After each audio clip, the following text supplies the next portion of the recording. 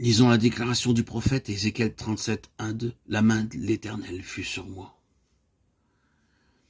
Ici, la main de l'Éternel signifie que Dieu a associé son serviteur à son œuvre. Ceci est également vrai de nous. Dieu désire nous associer à ce qu'il fait, car nous sommes ouvriers avec Dieu. 1 Corinthiens 3, 9. Puisque nous travaillons avec Dieu. 2 Corinthiens 6, 1. Le Seigneur donne à son serviteur la vision de l'état des choses, afin qu'il en considère l'importance.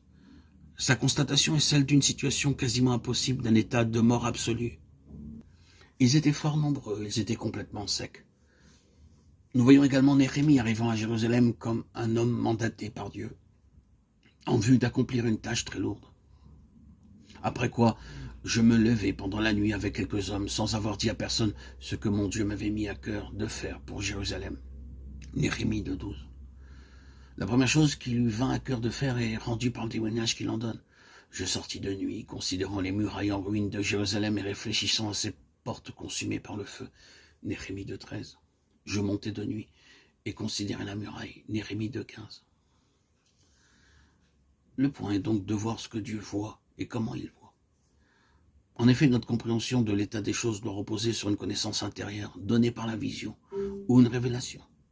Car le fardeau de Dieu ne vient en nous que sur cette base-là.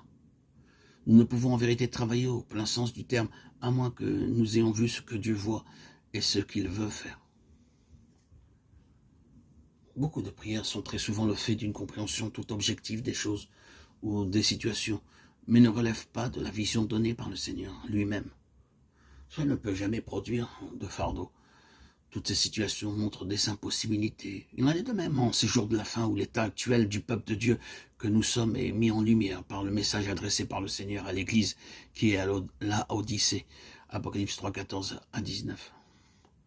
Cependant, Dieu nous demande d'en considérer l'importance et nous appelle à une totale dépendance concernant son intention de nous faire parvenir au trône. Apocalypse 3, 21. Le Seigneur est celui qui révèle par l'Esprit et réalise par l'Esprit ce qu'il annonce. Ceci nous est montré par la vision du prophète Zacharie où, après avoir déclaré son intention à son serviteur de maintenir son témoignage sur la terre, le Seigneur dit en somme, Zacharie, vois-tu cela? Je le réaliserai. Ni par la puissance, ni par la force, mais par mon esprit. Zacharie 4, 6. Ceci est très réconfortant et encourageant pour nous. Ainsi Dieu nous montre l'état des choses afin de nous introduire dans ce qu'il va accomplir, en nous employant comme ses collaborateurs dans son œuvre pour laquelle il possède le plan, les méthodes et les ressources. Il ne nous demande rien d'autre que de marcher à ses côtés, lui laissant le soin de tout accomplir. Son besoin, ce sont des vases avec lesquels il puisse partager sa préoccupation, en les utilisant comme des canaux dans lesquels et à travers lesquels il réalisera ce qui lui tient à cœur, dans le temps où nous sommes.